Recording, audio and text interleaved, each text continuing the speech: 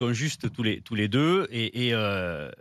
Le problème est complexe. Si tu veux. Tous les syndicats de médecins, on s'est battu pour développer la téléconsultation, qui doit être un progrès à l'acte médical, qui doit amener une qualité de soins à la fois aux patients et aux médecins, un confort de soins aussi. Mais, cette téléconsultation, elle doit se faire au cabinet médical et elle doit se faire vis-à-vis de patients que l'on connaît.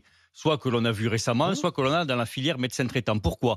Parce que le fait de connaître le patient, de connaître son histoire, de connaître son mode de vie, de connaître ses antécédents, etc., t'amène à affiner ton diagnostic par rapport à un patient qui est à distance et un diagnostic par téléconsultation qui est forcément incomplet. Par exemple, tu ne pourras pas palper un ventre en téléconsultation. Ce à quoi on a assisté, c'est que le Covid a effectivement développé la téléconsultation, lui a donné un véritable essor. Et comme le Covid était une crise sanitaire dans une crise sanitaire qui est celle de la démographie médicale, le marché qui est horreur du vide a profité de ça pour se développer et on a vu fleurir des cabines Afrique, les fameuses cabines de téléconsultation qu'on a trouvées jusque chez Monoprix. C'est-à-dire qu'entre les tomates, le rayon des tomates et le rayon textile, tu pouvais consulter un médecin. On a vu des entreprises de téléconsultation commerciales salarier des médecins pour échapper au fait qu'on avait défini un maximum de 20% d'actes en téléconsultation chez les médecins libéraux. Et donc, ils n'ont fait que de la téléconsultation avec un acte qui est très court, en moyenne 5-6 minutes.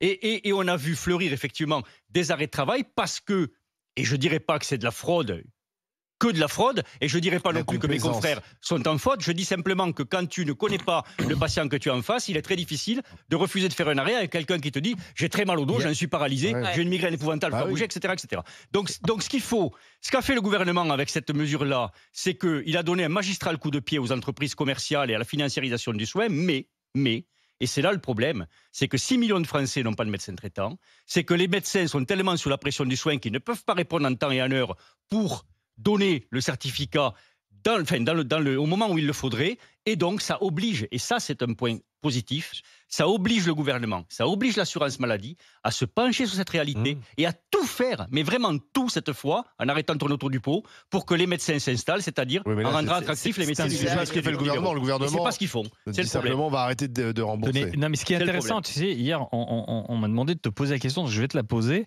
Mais est-ce que la pénurie des médecins n'a pas été orchestrée par les médecins eux-mêmes en refusant la suppression du numerus clausus qui conduit justement à cette téléconsultation ? La question, elle peut être posée. Non, là aussi, c'est beaucoup plus complexe. Tu as eu à une époque, on est allé jusqu'à une époque faire partir les médecins à la retraite.